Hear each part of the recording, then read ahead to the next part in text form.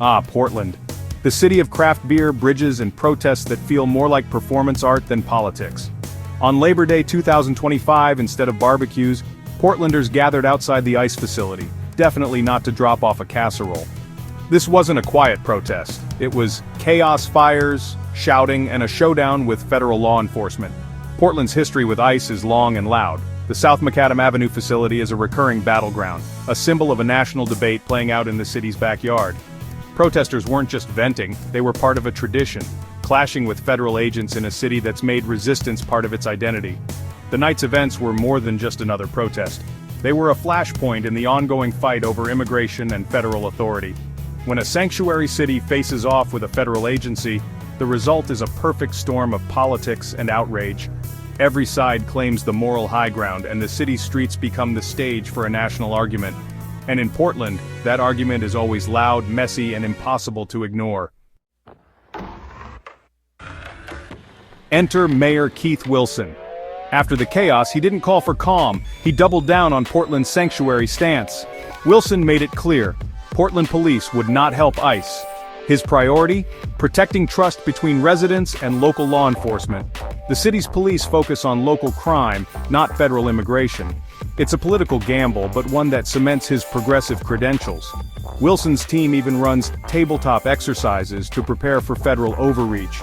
Think Dungeons & Dragons, but the villain is bureaucracy. This puts him at odds with the federal government and critics who say he's letting protests spiral out of control. Supporters see him as a hero defending city values, opponents call it reckless. Wilson's walking a political tightrope, balancing public safety, ideology, and the ever-present threat of federal pushback. In Portland, the mayor's job is less about keeping the peace and more about choosing which battle to fight. This wasn't your average protest. In Portland, dissent comes with props. A makeshift guillotine rolled out for dramatic effect. Protesters burned an American flag, making their rejection of the system impossible to ignore. For them, these acts are statements. ICE is seen as tearing families apart, and polite protest hasn't worked. Theatrics are meant to shock, to force attention on what they see as injustice. But the spectacle cuts both ways. Opponents point to violence and property damage, shifting the conversation from policy to chaos. Riot shields, confrontations, and provocative symbols make it easy to dismiss the movement as lawless. The line between protest and riot blurs, and the message risks being lost in the flames. Protesters argue radical action is necessary. Critics see only disorder. In the end, the guillotine becomes the headline, overshadowing the real issues at stake.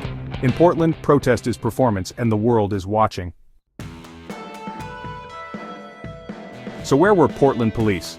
Nowhere near the ICE facility. Following the mayor's orders, local cops sat out, leaving federal officers to handle the chaos alone. Federal agents responded with force, pepper spray, rubber bullets, flashbangs, defending their building from what they saw as a violent mob. Protesters viewed the feds as an occupying force. The feds saw protesters as a threat to law and order. With no local police buffer, it was a direct clash. Activists versus federal agents, each side convinced they're the victim. The city drew a line. The ICE facility was federal turf, and Portland police wouldn't cross it. This vacuum of authority is dangerous, creating a jurisdictional black hole with no clear referee. It's a recipe for escalation, turning political disagreement into street-level conflict. What's next?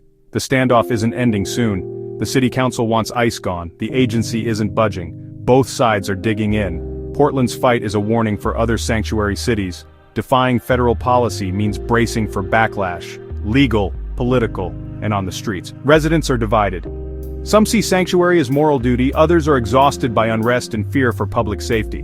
The debate splits communities with no easy answers. Portland's clash is a symptom of a nation divided, where trust between local and federal government is fraying.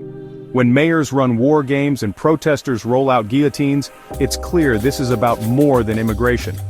Portland is the front line, and the whole country is watching what happens next.